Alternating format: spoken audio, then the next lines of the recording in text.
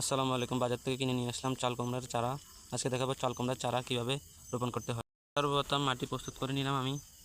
এতে আমি গোবরের মাটি এবং সাধারণ মাটি মিক্স করে নিলাম অর্ধেক অর্ধেক করে।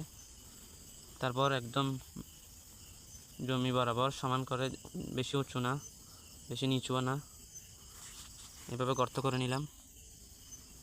এরপর চারাটা খুব সাবধানে কাটতে হবে যেন মাটিগুলো ভেঙে না যায়, সেদিকে খেয়াল রাখতে হবে।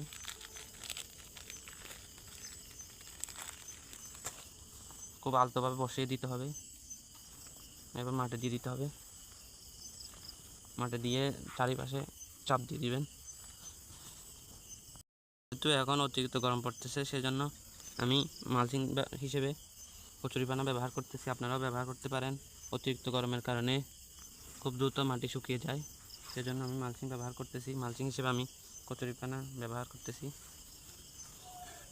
এরপর পানি দিয়ে দিবেন ভালোভাবে, একটু বেশি করে দিয়ে দিবেন যাতে পানি ভালোভাবে গ্রহণ করতে পারে। পেস্টি ফলো দিয়ে পাশে থাকবেন।